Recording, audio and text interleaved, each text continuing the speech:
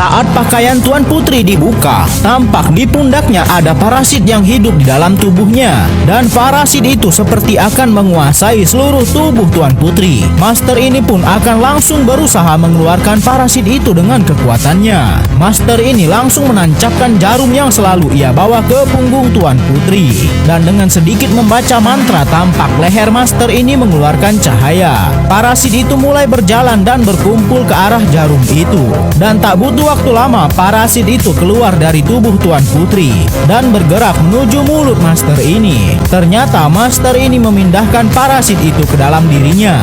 Dan Tuan Putri yang tadinya tak sadarkan diri, kini kondisinya sudah semakin membaik. Setelah melakukan ritual dan Master Xing Ming meminta kepada Boya untuk memberikannya air, tapi Boya teringat pesan Master Xing Ming sebelum ia memindahkan parasit itu, yaitu kalau parasit itu sudah berpindah, jangan turuti perkataannya.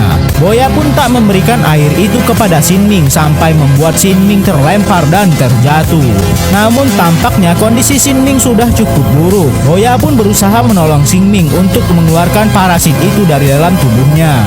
Tapi ternyata Xing Ming masih bisa menguasai dan mengendalikan tubuhnya. Dengan ilmu dan kekuatan yang dimilikinya, Xing Ming bisa mengeluarkan parasit yang baru saja dipindahkan ke dalam tubuhnya itu.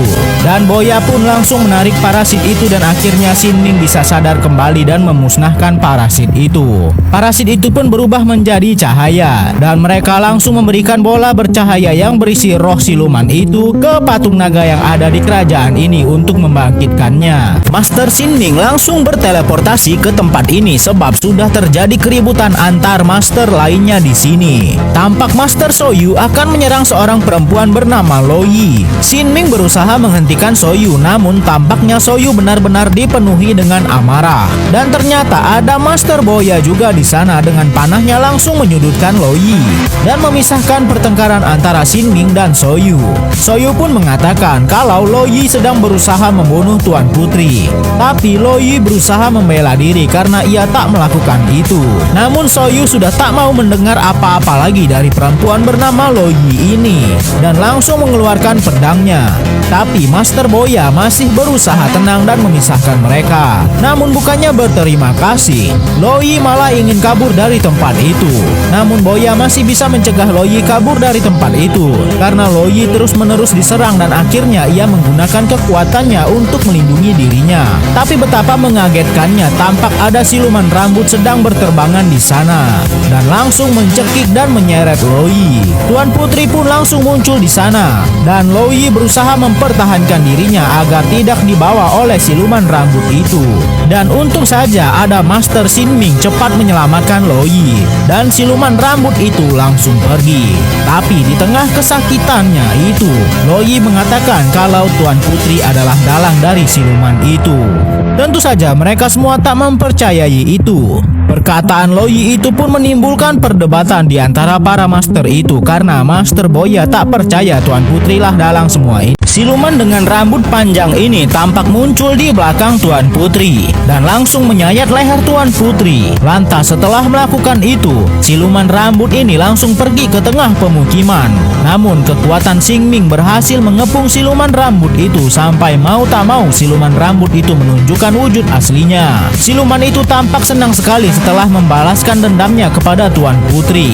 Dan siluman itu berubah kembali menjadi gumpalan rambut. Namun Xing Ming mengetahui sebuah fakta kalau Tuan Putri adalah sebenarnya orang yang sangat berbahaya yang bisa membangkitkan ular bencana raksasa. Lantas Xing Ming langsung cepat-cepat mencari Master Boya yang ternyata sudah tergeletak tak sadarkan diri.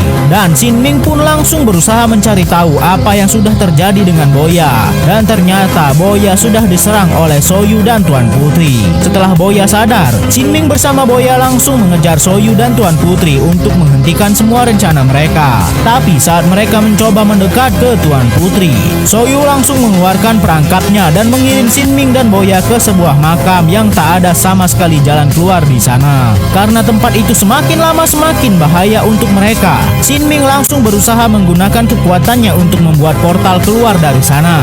Tapi tidak dengan Boya. Walau Xing Ming sudah berusaha membuat portal untuk mengeluarkan Boya juga, dia tak bisa menemukan Boya.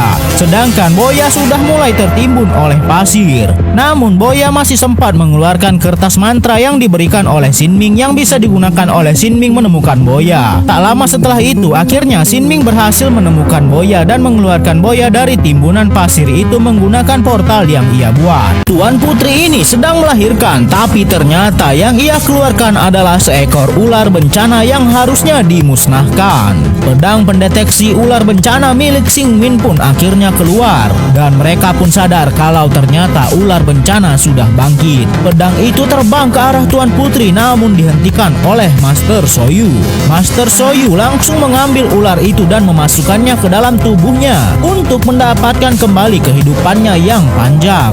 Namun ia masih merasa belum puas karena ular sekecil itu masih belum cukup mengembalikan kehidupannya, sehingga ia bersama Tuan Putri membangkitkan ular bencana raksasa yang sangat besar sekali. Perisai pelindung kawasan istana ini pun langsung terbuka agar ular bencana itu tidak keluar dari kawasan istana ini. Tapi ternyata ada satu sisi dari kota kekaisaran ini yang perisainya tidak aktif karena ulah Soyu, sehingga mereka bisa keluar dari sana. Tapi ternyata Tuan Putri ini tiba-tiba berubah pikiran dan malah berusaha membuat mereka lebih baik mati bersama saja daripada harus berbuat seperti ini. Namun ternyata ular itu justru melahap mereka berdua. Melihat kekacauan ini semakin tak terkendalikan, Master Shinming pun dengan kekuatannya yang ia miliki memanggil roh-roh pelindung kuat yang bisa membantu mereka menghentikan ular bencana raksasa itu. Para roh itu pun langsung datang ke sini dan mereka masing-masing dari roh itu mempunyai kekuatan mereka sendiri. Roh pelukis gila ini langsung menjalankan aksinya. Setelah ia menggoreskan kuasnya ke tanah, tanah langsung bergetar dan muncul perisai pelindung agar ular bencana raksasa itu tidak bisa bergerak kemana-mana lagi. Sementara itu, roh anjing salju ini mengeluarkan es yang sangat tajam sekali di sekeliling ular raksasa itu. Serangan lainnya pun langsung dilancarkan oleh roh batu pembunuh. Dengan pedangnya, ia menghancurkan tubuh ular raksasa itu sampai membuat ular bencana raksasa itu kesakitan. Ditambah lagi, es batu yang sangat tajam itu juga dihujamkan ke tubuh ular itu. Tapi ternyata hal itu belum cukup untuk mengalahkan ular raksasa itu. Master Soyu yang membangkitkan ular itu tiba-tiba keluar dari dalam tubuh ular itu. Master Boya dan Shinming benar-benar kaget melihat hal itu. Tak berlama-lama, Master Soyu langsung menggunakan kekuatannya dan membuka portal di belakang roh anjing salju, lalu menarik roh anjing salju dan membantingnya. Master Soyu pun bisa dengan mudah memulihkan ular itu dari serangan sebelumnya. Roh batu pembunuh pun mencoba berusaha menghentikan ular itu, tapi ternyata mudah sekali bagi ular itu menghancurkan perisai yang sudah dibuat oleh roh pelukis gila. Di tengah kegentingan ini, Master Boya pun mengatakan akan menggunakan kekuatan tubuhnya untuk mengaktifkan perisai pelindung di kota ini. Dan tak hanya itu, kini giliran roh pelukis gila yang mengorbankan dirinya kepada ular itu, agar Master Boya memiliki banyak waktu untuk mengaktifkan perisai pelindung terakhir.